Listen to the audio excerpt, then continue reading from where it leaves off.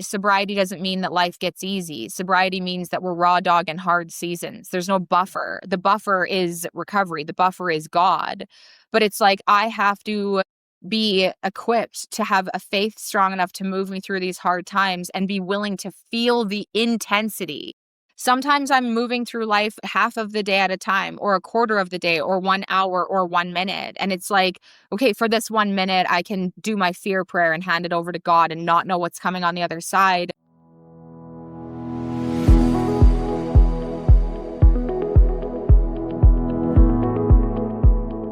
Welcome to the Shannon McCabe Show, where we break free from our drink-obsessed culture, challenge the myths around alcohol, and redefine sobriety as the empowering choice it truly is. I'm Shannon McCabe, sober coach, holistic nutritionist, and your guide to a life that feels better without booze. Whether you're newly sober, sober curious, or years into this journey, this podcast is here to give you the truth about alcohol, the tools to build lasting confidence, and the hope that a vibrant, fulfilling life is waiting for you on the other side. So grab your coffee or sparkling water and let's dive in.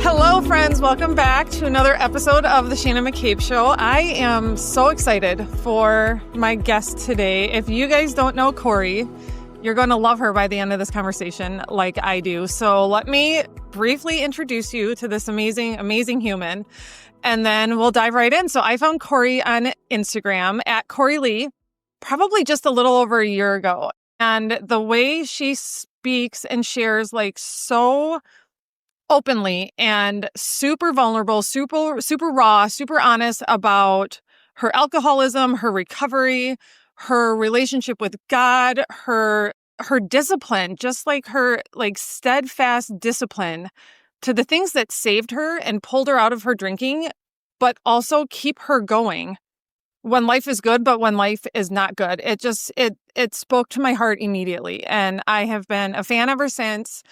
Grateful to call her a friend and a mentor. And I'm just really excited for this conversation today to share a little bit about her story. So if you guys don't know her, you can just learn a little bit about where she was, where she is now. And then we're just going to have a really, I think, kind of raw, honest conversation about the things that we've learned in sobriety, the things that the characteristics we've developed, the habits we've developed, and how they serve us when life is still life. Because that's the thing, right? Like sobriety absolutely solves a lot of our problems, but it doesn't solve everything. And life is still going to life. And sometimes it's going to just be really insanely hard. And Kori she's just shared beautifully in the last 3, 4, 6 months, going through a hard season of life, how her sobriety is still, it is a given, it is a constant, and it has paved the way for her to navigate something really, really hard and difficult, showcasing how it can still come from a place of like gratitude and love and unwavering faith and belief. And I'm so honored to have you here. I'm so excited to just dive in a little bit. And so let's just have you start by sharing your story. You're the condensed but powerful version of your story for those of my followers that maybe don't know you. Well, first of all, thank you for all of, I'm like fighting back tears here, listening to you say all of that. It's crazy to, hitting rock bottom with alcoholism is supposed to be the worst thing that happens to us. And then it turns to be this like pivotal moment where life gets to turn around. And then we get to have conversations like this where we can share experience, strength, and hope to somebody. Then like our darkness becomes our asset and suddenly it all matters and means something. And it's wild. So yeah, my short and condensed version, gosh, where do I even start with my story? So I have been sober for 8.5 years. And that means that I hit rock bottom 8.5 years ago.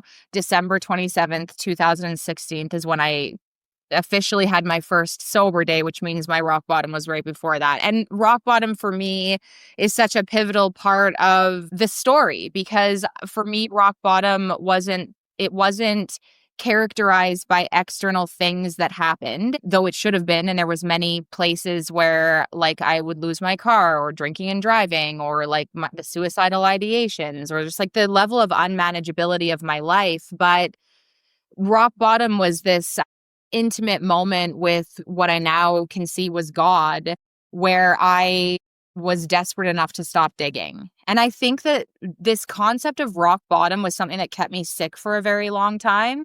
And same with the concept of the stigma of what an alcoholic looks like, because I didn't live under a bridge and I didn't drink warm beer from a paper bag and nobody had an intervention with me and I wasn't, drinking every day. But my drinking was, I was a binge drinker. I drank, usually the cycle would start on Thursdays because like half price wine and girls' night and like I'm going for one and it was never one, but it was like cute and I was a party girl and it was never cute. I thought it was cute in my delusional mind. And drinking would then go Thursday, Friday, Saturday, super hungover on Sunday. Sometimes would drink. Often we would have a Sunday fun day, a runaway weekend. And I look back at the chaos of like, I didn't drink every day, but I did drink Thursday, Friday, Saturday, Sunday, sometimes Monday. Like and I had this story too that I didn't drink in the morning. I'm not an alcoholic. I don't drink in the morning, but like I did drink mimosas with girlfriends in the morning. Right. But it wasn't warm beer, so it sometimes didn't seem to constitute as drinking in the morning. And a lot of the times that I would drink in the mornings is because I would have such bad shakes from the night before and such a bad hangover, which it took me years into recovery to understand that is delirium tremors, that is withdrawal. And alcohol is one of the most dangerous drugs in the world to get off of because alcoholics die of seizures. I mean, it's crazy. So yeah, drinking for me, I drinking was this thing that I discovered in 1999, the New Year's Eve of 1999, like right before Y2K, and it was Mike's Hard Lemonade. And when I took my first sip of alcohol, like many alcoholics, I remember it. I remember how much I drank, but that wasn't really when I didn't then from grade 9, that didn't kick it all off. I had other issues before alcohol took a fundamental role. So I was born into a family. Here's the condensed version. No, go for it, babe. I want to hear it all. So I was born into a family where and this is important because I feel like in hindsight, grief fundamentally fucked me up. And I see that it does this to many people because grief and the loss of family and loved ones and then growing up in dysfunction, grief can really do a number on us. And it did for me. And so when I was born, right before my first birthday, my brother died and he died in an open heart surgery. And so from the get-go, there was trauma and loss. And then a few years after that, we were on summer holidays and my dad, by that time, my mom and dad had a couple more kids. So there was 3 more kids after my older brother had died. So there was 4 of us in total and we were on summer holidays and my dad died of a brain aneurysm. So we were there and I remember him, I have a clear memory of him tucking me into bed that night. We were out somewhere that night. So we came home in the red truck and he put us into the trailer and he said, "Good night, sweet dreams. God bless. I love you." And he tucked us in. And then in the morning, he was nowhere to be found. And it turned out he had a brain aneurysm that night. And he lived for 3 days after that, but I learned many, many years later that he was being kept alive because they harvest some of his organs to give to others. And so essentially he died that night. Yeah. And we drove home half of the family flew and half of the family drove. And I fundamentally that moment, I don't know, I was only 6, but I just couldn't comprehend it. Like it just, for whatever reason, his death hit me more than it hit my siblings. Maybe because I was older, maybe because I had a predisposition to alcoholism, maybe because this was just like my fated path. But I hated him for leaving and I hated God for taking him. And this fundamentally shifted my relationship with God and the fabric of reality. Because it was like, what is there to trust if that can't? it just really messed me up. And Yeah. I remember being young and slamming my grandma's arm in the door. I wanted to deliver my friend something and she wouldn't let me go. I was 6 years old and it was nighttime and I had rage. I had a lot of rage. This was like my first coping mechanism, rage. And then that rage turned into self-harm. And as I got older, it turned into suicidal ideations and, oh man, depression, anxiety. And by the time I found drugs and alcohol, it was like the solution to this problem that was me. Right. And my mom got remarried when I was 8, and she married a man who I don't talk about because I have nothing nice to say. I've had to do a lot of forgiveness work and step work, but I grew up in a very narcissistic, dysfunctional, very fucked up alcoholic home. And so I hated men. Like Yeah. I hated my dad for dying. I hated my mom for remarrying this man that I had to grow up with. And I hated God for sending these men. I just, the whole thing was a nightmare. And in my internal world, I felt like I didn't belong anywhere. I hated myself. I hated everybody else. I hated God. I just had so much rage.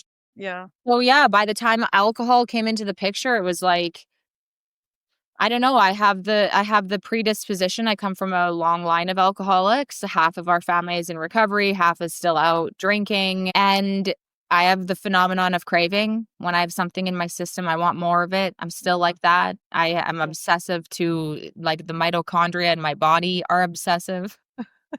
Yeah. I'm laughing because we know that. It's one of these things that what you understand it when you know it intimately and exactly how you said it. It's like, yeah, I get it because it Right? is.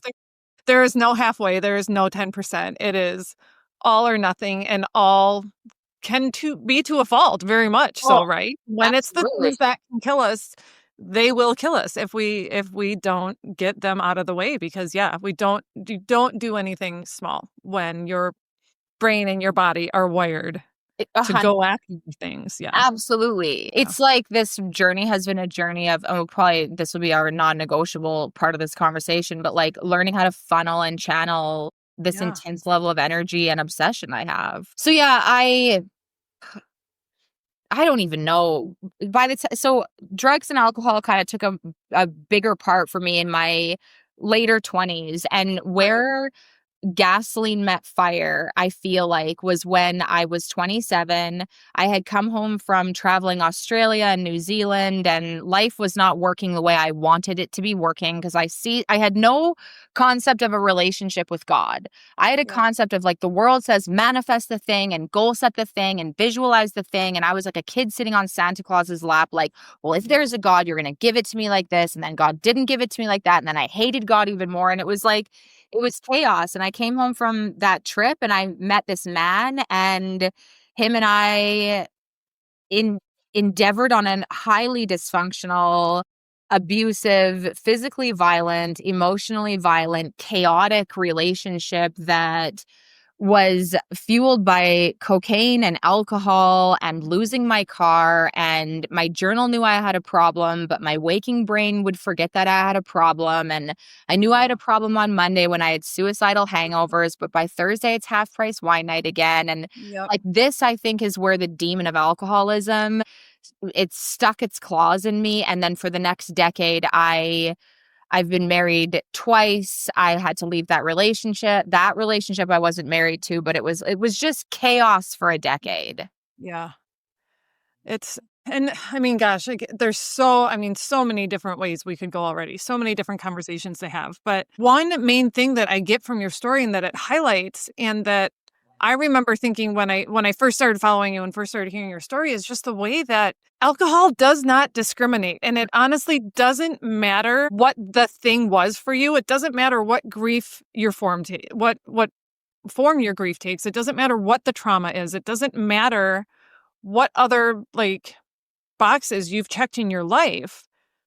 Alcohol can show up and it disguises itself as a savior, right? Like it is a devil in savior's clothing. And so when you're dealing with rage and you're dealing with grief, as you age and go through the different stages of your life, it's like I can completely imagine and guess how it seemed like, oh, like, okay, this makes it all feel better for a little while. So why would I not just want more of this in my life? And then alcohol does what it does and tricks you into thinking it's not causing the problems it's causing, right? The problems are always something else's fault besides alcohol. And it's something that I think so many of us can relate to because like I said, it doesn't matter. I mean, we all have a story and all of our stories are so valid and so unique and so real.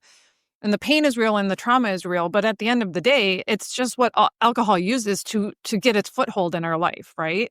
And then once it's in the door, like, there's no more rules. Like we're completely at the mercy and at the whim of what this alcohol is going to tell us is okay and tell us to do. And it's just insane. It's insane the trajectory we can stay on and how long we can stay on it because of alcohol. Yeah, I mean, I think looking back, I lived a life where I grew up in the church and I hated God. And so as soon as I was allowed to leave the church, I left the church. I was brought into the church by my stepdad. He was not a kind of like godly person. It seemed all just so contradictory. Yeah. And so when I left the church, I was like, I hated God.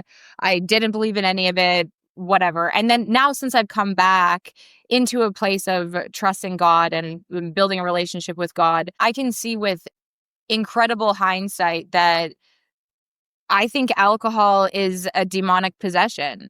I genuinely do. I think that it's like there's schools of thought that talk about how when we put alcohol in the body, makes it an uninhabitable place for the spirit. And it's the same idea as a tincture. Like I holistic nutrition and herbology. That was like my past while I was drinking. Right. Oh my God. Yes. Yeah. So that's another thing where I'm like, let me go to school and become a certified holistic nutritionist while drinking like 2 bottles of wine at night and proceeding to build a somehow successful business, advising other people to make healthy choices while becoming an alcoholic, all because society, like somehow it's like, oh, free pass for alcohol. It doesn't matter. You're doing all the other stuff. So keep drinking as much as you want. Totally. Oh my God. Yeah. Marathons on the weekend, cocaine by night, alcohol like it was, and that was confusing because like people like us being alcoholic when we're running marathons and like taking our tinctures and stuff. Exactly. Like we're so smart. Again, that's the thing. It's like, I know all of the right things to do. Yeah.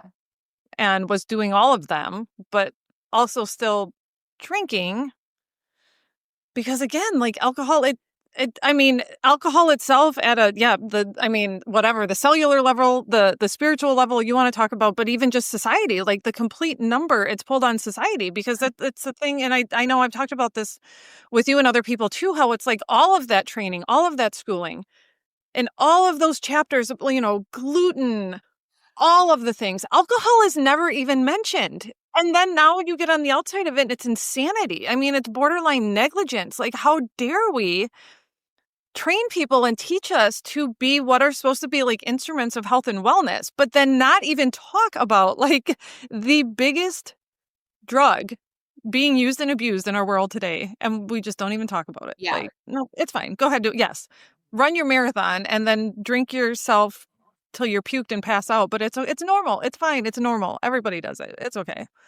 I know, it's crazy. It's one of the facets of why I think there's this would be more conspiracy rabbit hole, but there's a bigger story to this demonic possession. And yeah, it makes me think of the tincture. So when you make a tincture, you take your herb and your alcohol, a high proof alcohol, and you mix them together. And the alcohol is said to extract the spirit of the herb. It makes it a very potent medicinal remedy.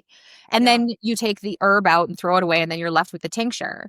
Well, to think that alcohol can do that to a plant, extract the spirit of it, but not do it to our bodies. Like I put alcohol into my body and suddenly I'm Jekyll and Hyde. Like, who's going to come out? What kind of chaos is going to show up? Alcohol extracts the spirit from me and leaves me open to darkness. And I look back at me now and me then, and just the suicidal thinking, the way that like if life when I got into a pickle, which every day was a pickle because nothing was ever working out, career, relationships, nothing was working. And my MO was like, oh, I should drink. Oh, I should cut myself. Oh, I should kill myself. Like those are demonic, dark, crazy ass, AKA alcoholic thinking. And, I think one of the other things that is so just something that I've learned in recovery is that alcoholism for me, I always thought was like, a person who drinks every day and lives under a bridge. Like that was the stereotype. And you're right, it doesn't discriminate. That's not what it looks like at all. At all. No.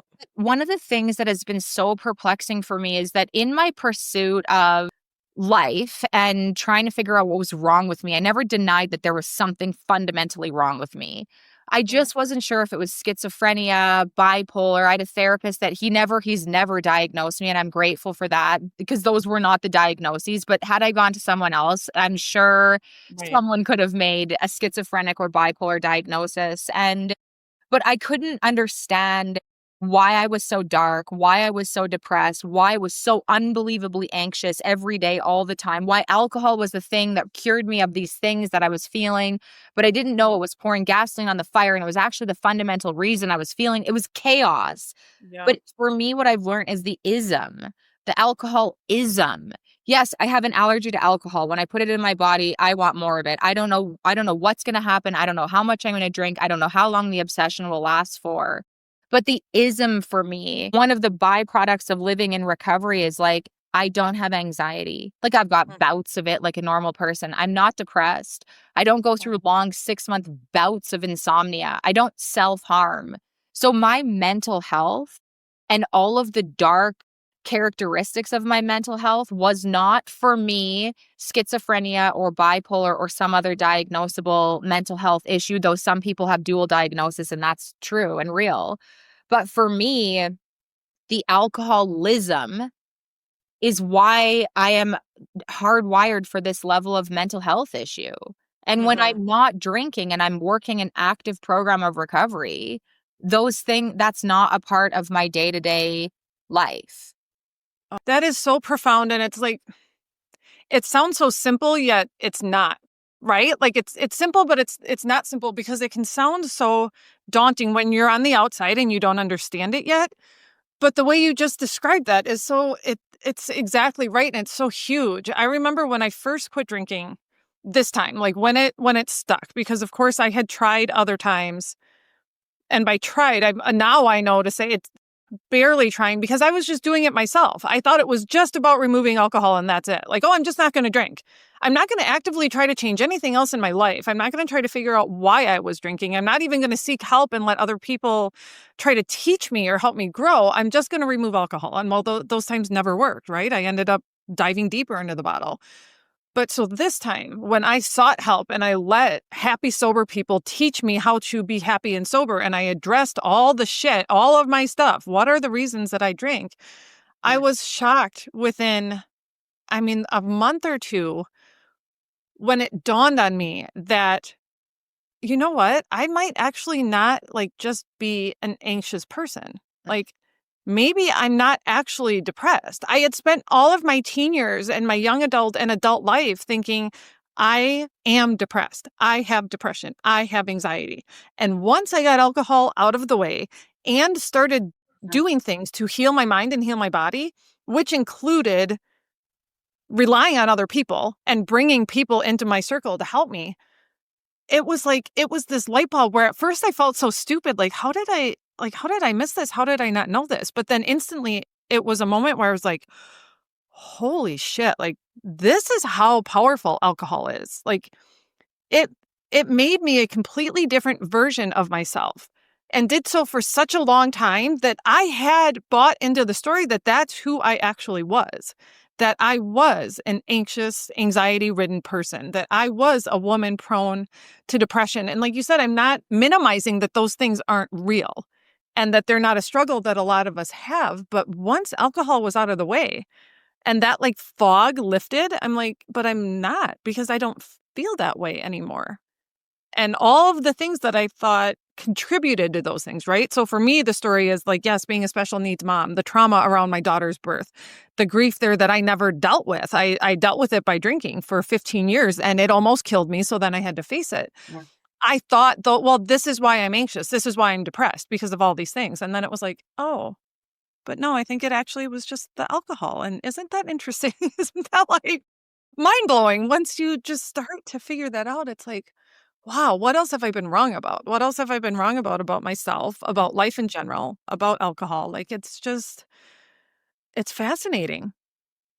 Yeah, and you know what's crazy about that too is that I'm sure people will relate to this is that, okay, recovery did not just give me a better life. It wasn't like, oh, here's your life and it's going to get like your life, but better. Recovery turned my life completely around into, if I had vision boarded, Kori, you want to get sober 8.5 years ago. Let's see your big, hairy, audacious goals on it. I would have never comprehended what God was about to give me.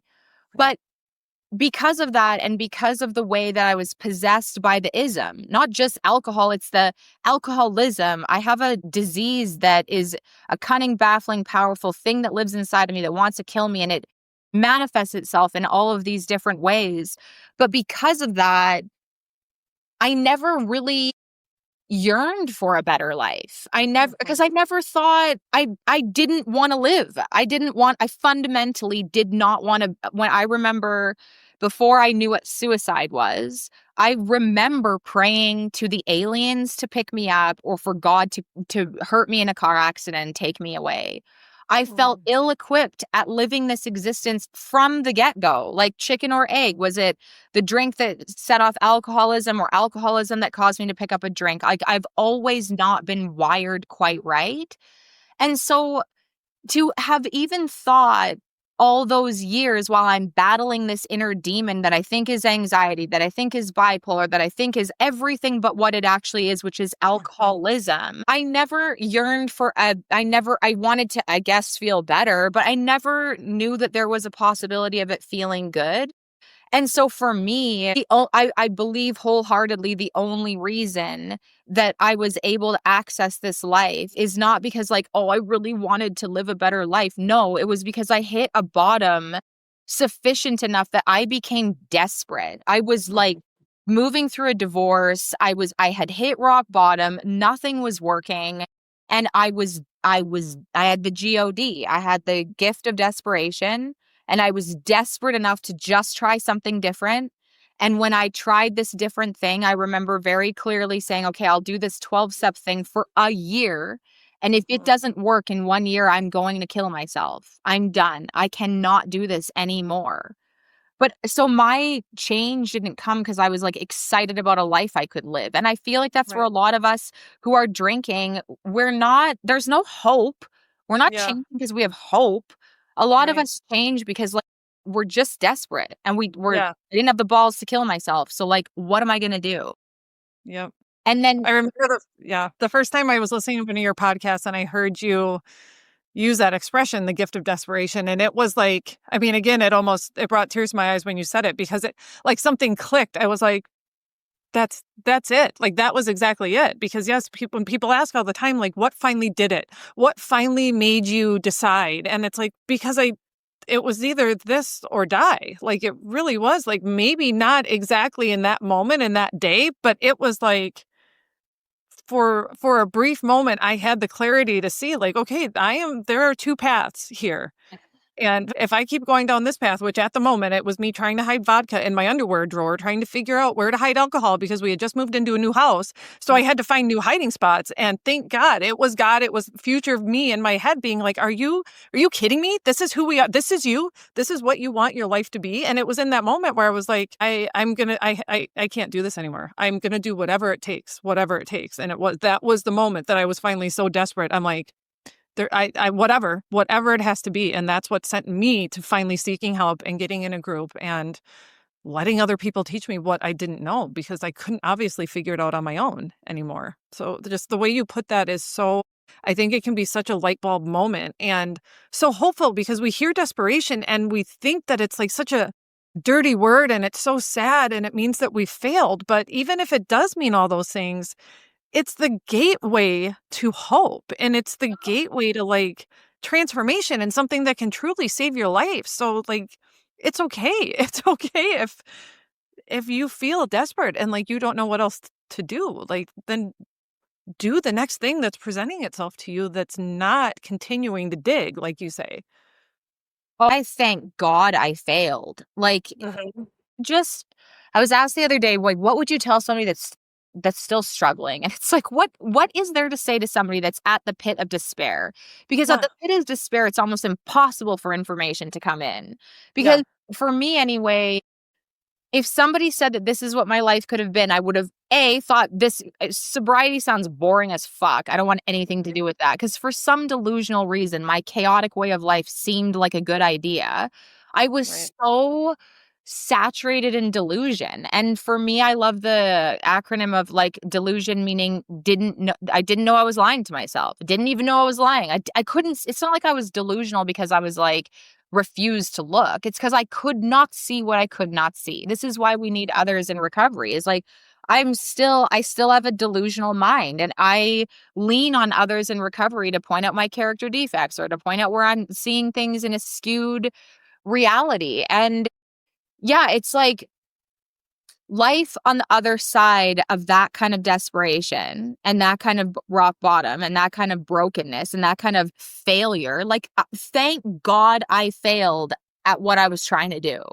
Because where I would have ended up, and this is another topic that I hear a lot in recovery, is like, if I would have continued to drink, sure, if I was lucky, I would have died. This is how I feel. Like I would have died overdosing or somehow. But with my luck, I would have just probably lived in purgatory hell on earth, which was active alcoholism, where I didn't have the balls to kill myself. It wasn't taking me out. And so I just lived like a sad, depressed, anxious, frightened, scared of everybody and everything. But nobody could tell that because I acted like I was so brave, creating wakes of chaos and living in purgatory hell on earth. Like people talk about purgatory. And I think, yeah, that's active alcoholism. We know what it is. That's hell on earth. Yep. It is. It's, yeah, hating yourself, hating life, blaming yourself, but also blaming everybody, right? It's layer upon layer of like anger and resentment and sadness and desperation and overwhelm. And then you circle back to anger and resentment. And like you said, chaos that is always anything and anybody else's fault except ours. And then judgment too, like you said, right? Like sobriety, like, oh God, like that's what kept me sick and stuck for so long too, because I'm like, oh my gosh, if I quit drinking, then I'm going to be so miserable and just wish I could drink all the time. So why would I do that? I should just keep drinking, because at least if I'm going to be miserable, I could have like that fun, drunk, blackout, whatever. And it's like, that is 100% hell. Like that. It's like, I can't. Hell.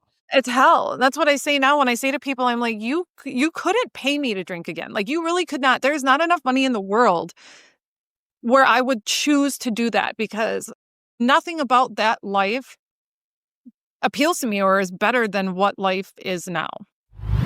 What if you could finally break free from the constant cycle of drinking, quitting, bargaining with yourself, and actually build a life that feels calm and clear and deeply aligned with who you want to be? I created the Alcohol-Free Blueprint for women who are ready to stop trying to moderate and start feeling confident and steady and fully present in their life again. This program isn't just about quitting drinking. It's about taking back your energy and your mindset and your wellness and your freedom. Inside the blueprint, I'll walk you step by step through the tools, mindset shifts, and support systems that actually help you change for good. You'll learn how to handle cravings, rebuild your habits, feel stronger in your body, and navigate all of life's ups and downs without alcohol. And you'll have full access to over 45 video lessons, journaling prompts, live coaching, and community support. So you never have to do this alone. One of my clients, let's call her Sarah, came to me after years of trying to control her drinking. She told me, I finally feel free. I'm not constantly thinking about drinking anymore. I have energy again, and I actually like myself.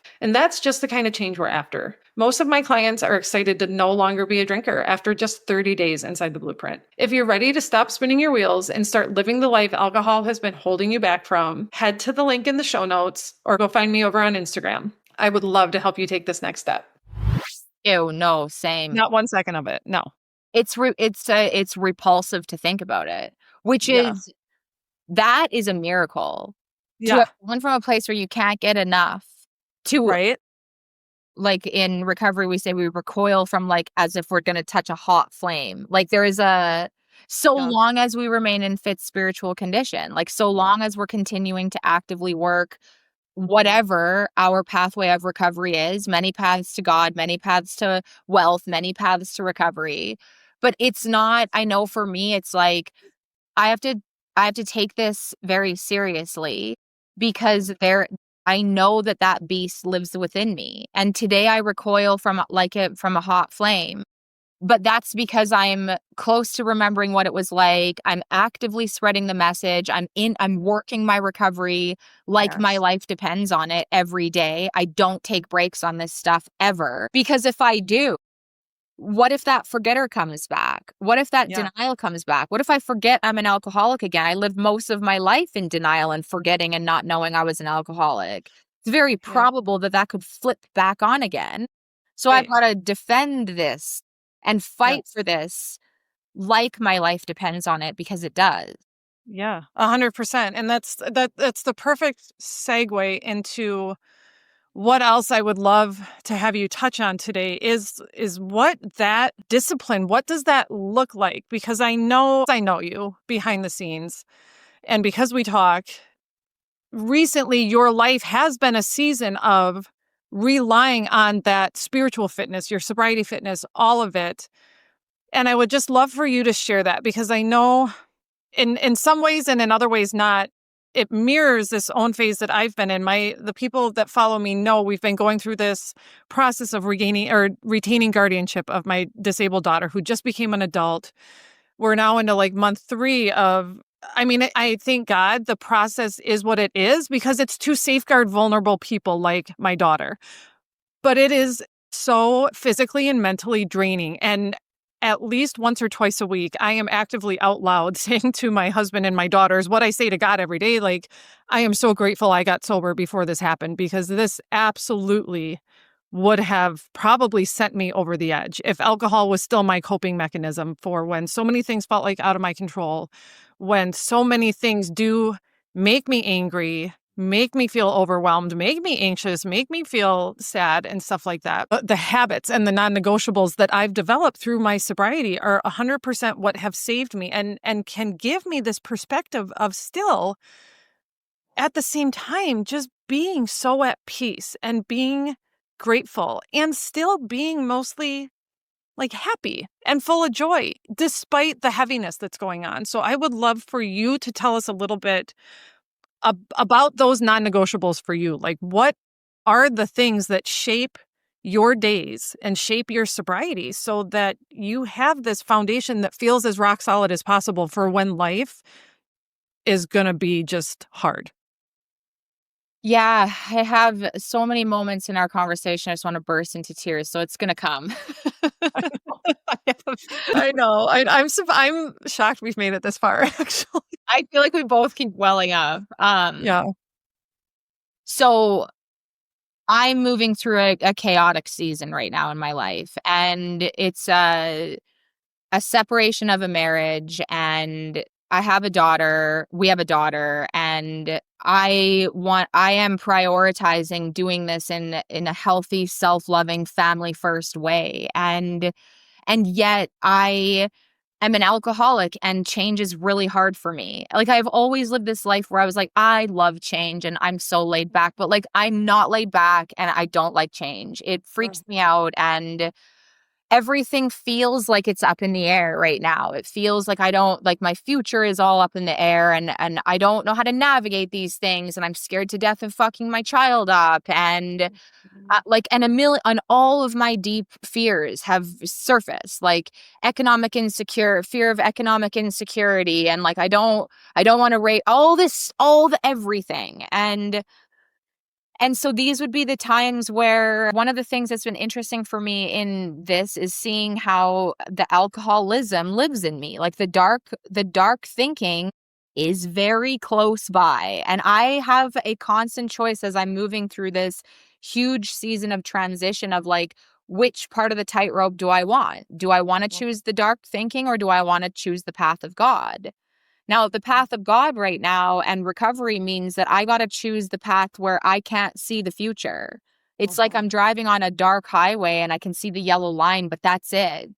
And that's the nature of God in recovery, is like I don't get to see 10 steps at a time. I only get to see one step at a time. And I'm in a season right now where I think God's building my character and God is building my faith, and God is teaching me how to prioritize my daughter and my sobriety and to just hold on to our seat that drinking will never make it better. And I'm grateful. I have no desire to drink at all. Like, thank God, because that would be a disaster.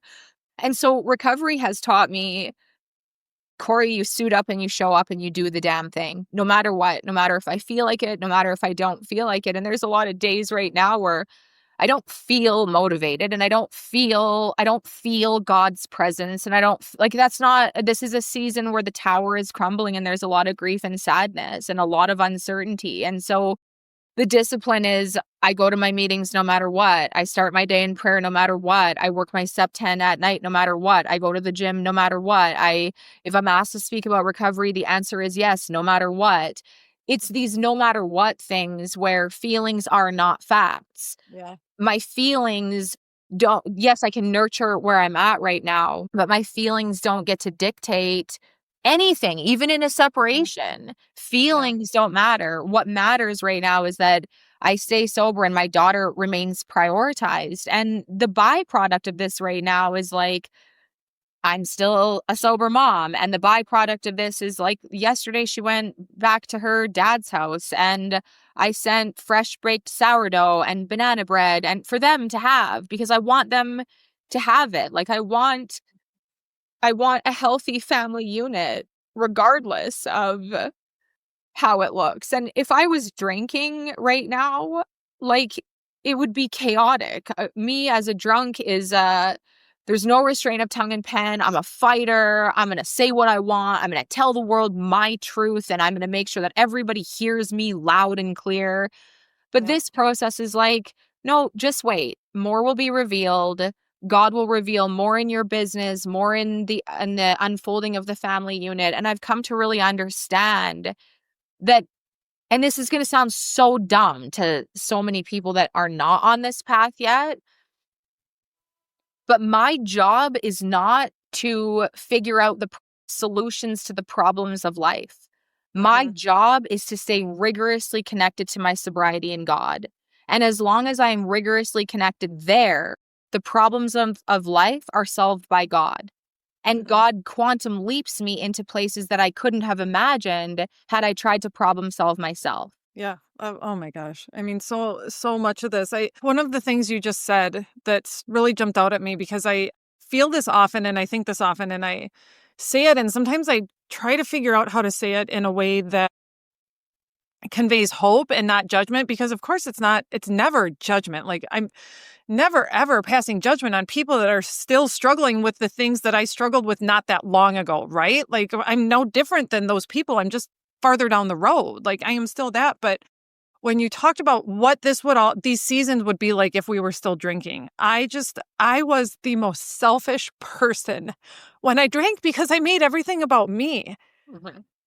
And it's like, I deserve to drink because I'm a good mom. I deserve to drink because I'm a good wife. I deserve to drink because I'm good at my job and I'm helping people. And I can only imagine like the chaos and harm it would be causing Dylan and my husband and my other daughters if I was buying into the total bullshit lie that wine would somehow help take the edge off of what I'm going through or give me a break.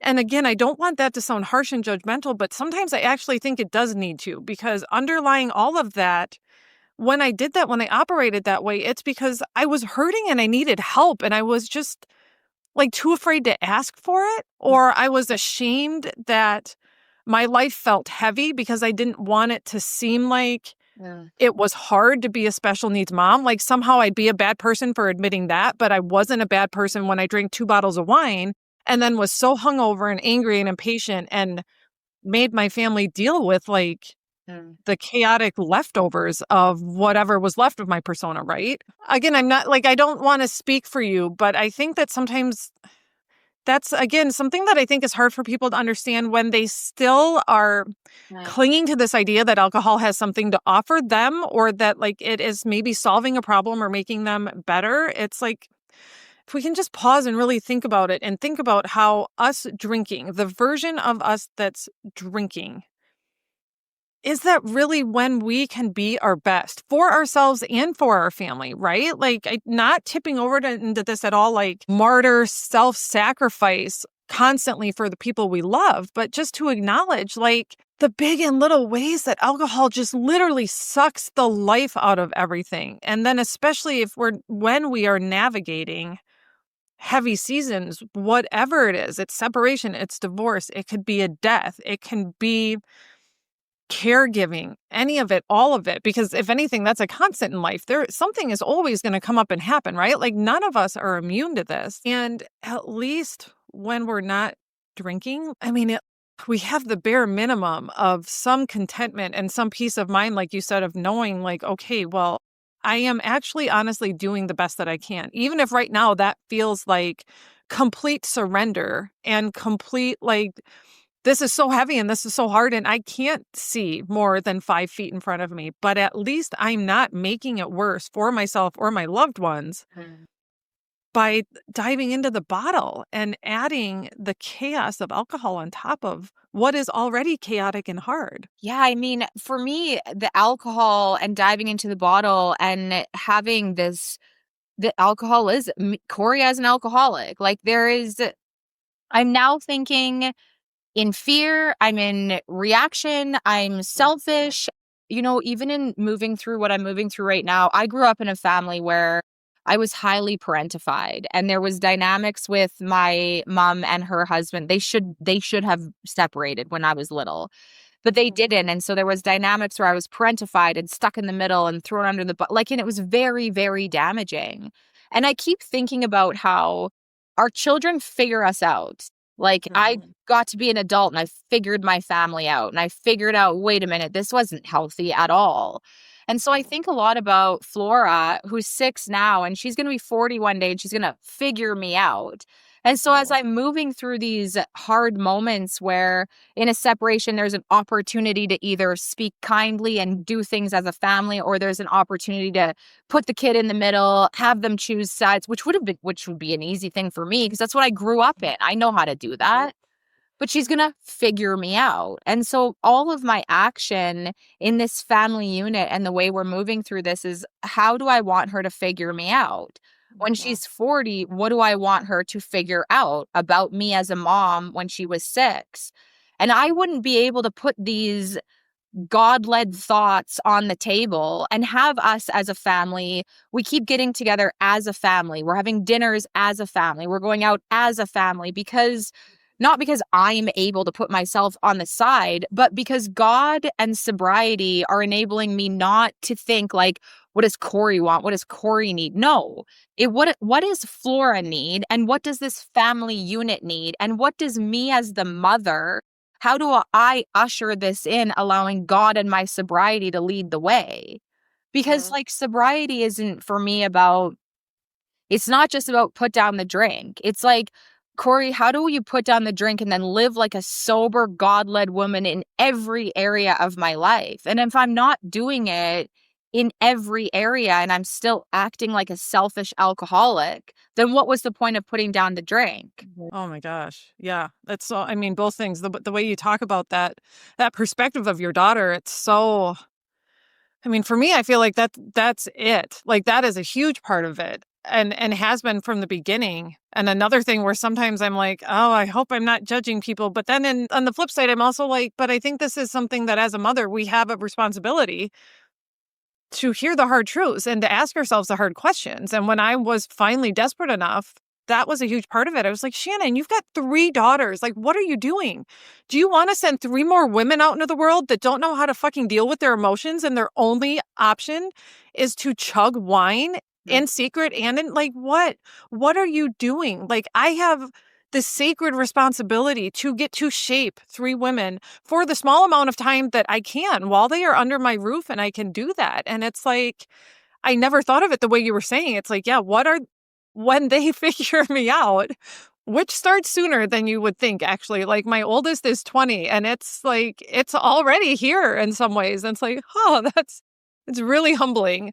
But it's also like, you know what? I feel a hell of a lot more peace about it than I would have if I was still drinking and had been drinking up to this point, because I hope I'm modeling, admitting when I'm wrong, admitting when I've made mistakes, admitting when things aren't working and when I need to take responsibility for my actions and change course and make better decisions, modeling things like healthy coping strategies, right? Like, we're modeling taking care of our body, paying attention to what we eat, believing in something, believing in, God of your understanding, your higher power, whatever that looks like for you. What are the things that you do to sustain you that aren't relying on harmful behaviors, harmful relationships, harmful substances, whatever. Like, this responsibility and this legacy that we're blessed to have. It's a big responsibility, but it's also a big opportunity. Like, the generations of bullshit that we can break and just say no. Like, that stops here. That is not going to follow my family's story into one more generation. Like, it's going to stop with me. When it feels heavy and feels hard, like, sometimes those are the things that, make it easier for me to just, yes, have hope, to hold on, to trust God, like you said, to be like, okay, I can do this for one more hour. I can do this for one more day, because I don't see the whole picture yet, but I know what I'm doing. Like, I know why I'm doing this is because I deserve better and they deserve better. And so I'm just going to keep trusting. I'm just going to keep trusting that it's working. It's all going to work. As long as I stay sober, then it's all going to work out the way that it's supposed to. It's crazy because it does. Like, I think the thing that you just said is so important that, sometimes I'll go through seasons in recovery where I can just go the whole day and it's fine. In recovery, I very much operate on a one day at a time basis in all the things. I'm very disciplined to live one day at a time, which when I got into recovery, I was like, one day at a time, like, how's that going to get me anywhere? What about the 5-year plan and the 10-year plan and the bucket list plan and all these, which never got me anywhere because I was never right. So I've learned to live today well, and tomorrow will, and it does. It takes care of itself. But we're going to move through seasons that are really hard. And sobriety doesn't mean that life gets easy. Sobriety means that we're raw dog in hard seasons. There's no buffer. The buffer is recovery. The buffer is God. But it's like, I have to be equipped to have a faith strong enough to move me through these hard times and be willing to feel the intensity. Because for me as an alcoholic, I am sensitive and I'm emotional and I feel way more. I believe that we as people who drink feel more than the average person. And so, sometimes I'm moving through life half of the day at a time, or a quarter of the day, or 1 hour, or 1 minute. And it's like, okay, for this 1 minute, I can hold on to my seat. I can not pick up a drink and I can feel these intense emotions. For this 1 minute, I can do my fear prayer and hand it over to God and not know what's coming on the other side. And at the beginning of recovery, when I moved through my first divorce and getting sober, I had fake faith. All I had was desperation. And I guess I was willing to do what these people said to do, which was the 12 steps and not pick up a drink. But I didn't know if it was going to work. But I was desperate enough to get into action. And now 8.5 years later, with a life that has completely turned around, like, I have a daughter who's never seen me drink, and a successful business and internal peace and serenity. And I don't crave out, like, everything is different. I have a real working understanding of God and a relationship with God. I don't have fake faith now. I have real faith. So now, even when my mind, the internal darkness wants to possess me and hijack me and tell me, no, this is it. The shoe has fallen. The sky is falling. The rug. This is it. This is the moment where it's all going to fall apart. My internal faith, discipline, suit up, show up, feelings are not facts, says, Kori, just get to a meeting. Just don't pick up a drink. Hand it over to God. Weather out this storm. Because when I weather out this storm and I stay sober, regardless of if we stay sober or don't stay sober, the storm will pass and we're coming out on the other side. But what I now know to be true about the other side of a storm, when I don't drink through the storm and I give it over to God, there is inevitably a catapult into the fourth dimension, a vital psychic change, a spiritual awakening, a quantum leap, whatever you want to call it. Life as I knew it before the storm shifts in this quite miraculous way where God has suddenly positioned me to be doing work that I could have never even imagined prior to the storm, which then also suggests that, like a forest fire enriches the forest, these catastrophic emotional displacements reposition us in ways that God has us in greater abundance, greater service, greater joy. Like, these storms are on purpose. Yeah. But can we do it sober? Right. I mean, God, when you say it that way, I mean, first of all, like, holy cow, it's just like that. So good. But when you even step back just a little and think about the bigger picture of what you just said, it's like, this is how life works, right? Like, there are no flowers without rain. There is no rainbow if we don't go through the shit that creates the condition for the rainbow. Like, why should we think that as humans we're excused from it going any other way, right? Like, I feel like sometimes when people like are trying to like figure out if they should quit drinking or if their drinking is bad enough, again, it's still operating from this false belief that somehow alcohol is doing something positive for them, that they are going to be sacrificing. So they're trying to figure out like, oh, is it really going to be good enough? Like, am I really going to get anything good enough? And it's like, what are you getting now from alcohol that is actually so good and real, right? Because yeah, there's a lot of false things that we get, right? Like you said, how we believe the chaos is fun, and we believe that like the spontaneity and the adventures are just that, when it's actually just like destruction manifest in human form, and we're just somehow waiting for it to actually end us or end somebody else in a horrific way. Where it's like, when we just like, okay, life, there are going to be storms. There are always going to be storms. We can bitch about it and whine about it and fight it and like fear it and try to control it, or just be like, you know what? This is an inevitable part of the process. All I can control is how I'm going to weather it. And then I get to see what the result is on the other side. And like you said, if we just hold on to our sobriety and anchor into the God of our understanding, our higher power, whatever it is that we turn to when we need to turn to something, like just the most beautiful, insane things appear on the other side. And they're things that we never could have thought of or chosen or created ourselves. Yeah, it's hard. It's hard, almost hard to put into words. It is. It's like describing a color. You can't. Yeah. If you Right. you're describing a color to a person who can't see. Right. Well, it's interesting too, because I feel like, I know for me, when I'm going through a season that this season that I'm in is the hardest I've been in recovery. So it's been interesting to see how the darkness inside of me is there. It didn't just go away. It is definitely, I'm having to really work my program right now and work my recovery. And in these moments, it's not always like, oh, God, I can feel God's presence and I know God has a plan. No, I'm wrestling. I'm wrestling with my faith right now. Like, God, do you have a plan? Show me a sign. And there's days there's no sign. God didn't throw a rainbow out, or like team of angels didn't come down and do, here is your sign. No, none of that is in existence. And so, but I know now, because I have real faith, that this season of doubt and chaos and fear will be replaced with clarity. So my point in that is, like, even when we can't feel God's presence, for me, the question is, okay, on the tightrope, is darkness going to serve? No. Right. So what choice is there? Am I going to kill myself or pick up a drink? No. So then what choice is there? Suit up, show up, do the next step. That's it. Right. Those are the only options.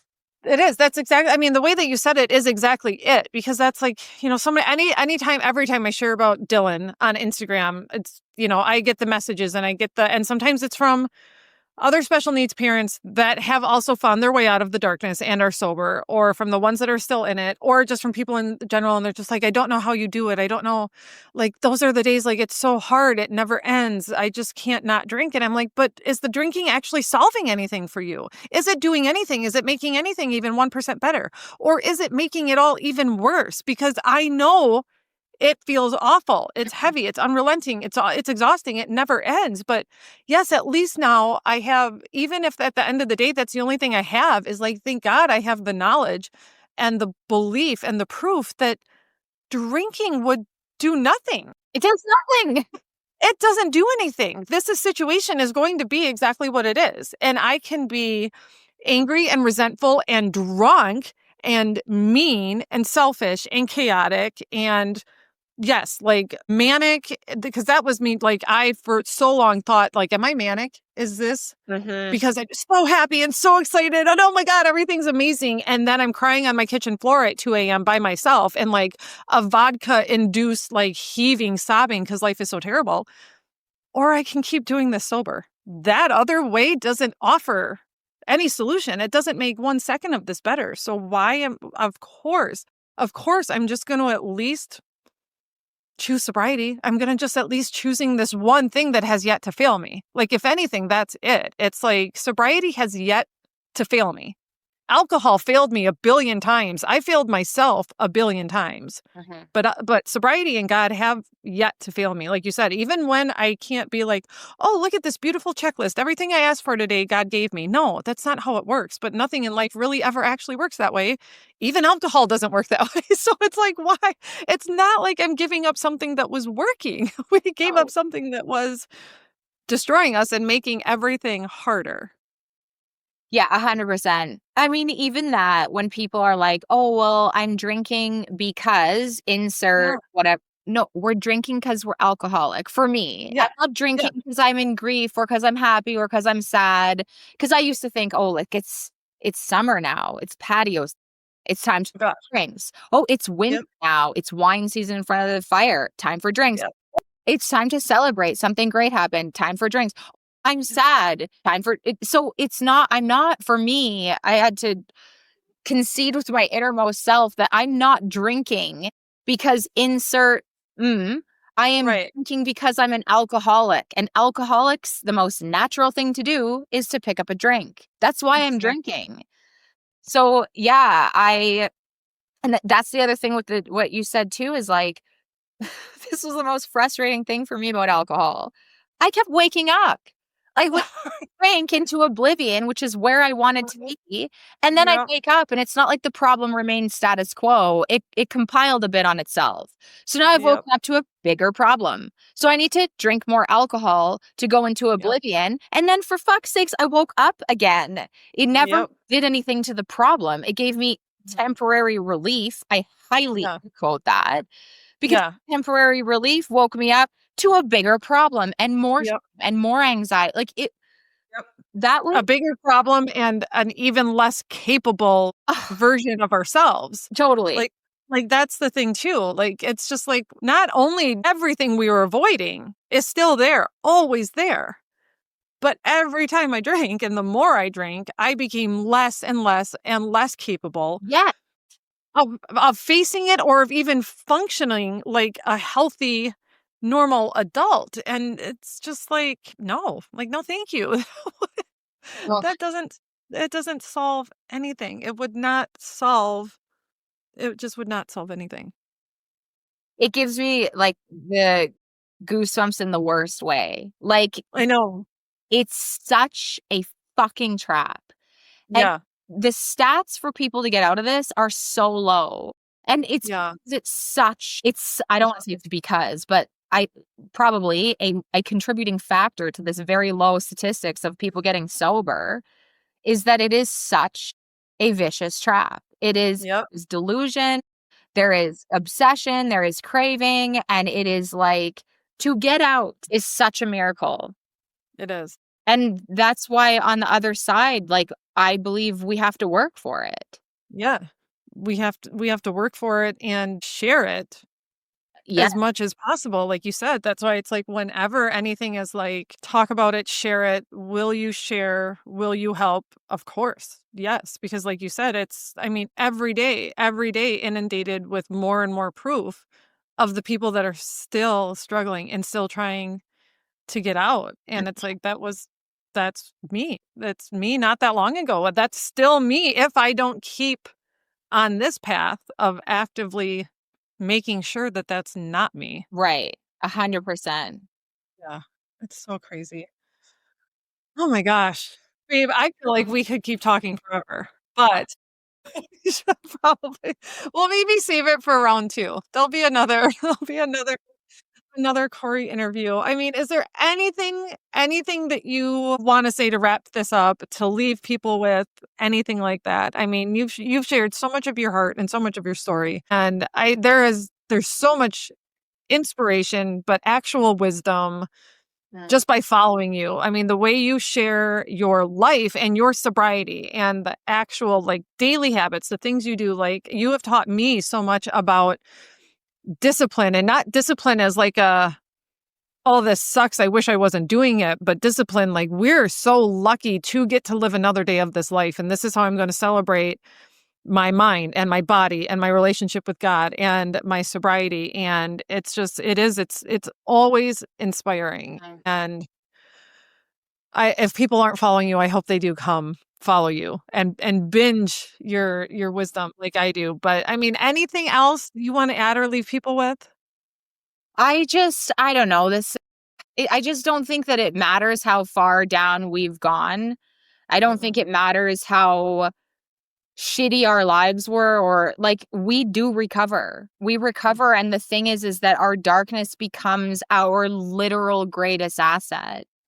And we get to then spread a message of hope that a normie could never spread. Like it takes us who know purgatory, hell on earth, and who have overcome it and actively are healing it to gain the trust of another person who's in purgatory, hell on earth. And then together we're gaining numbers quickly. The recovery community is massive, and it's like trending, and it's like the best trend ever. And life on the other side, I know I've already said this, but like the sober people are not Captain No Funds. To my surprise, there are some really wealthy, healthy, productive, cool as fuck people in recovery, like really interesting people. Yep.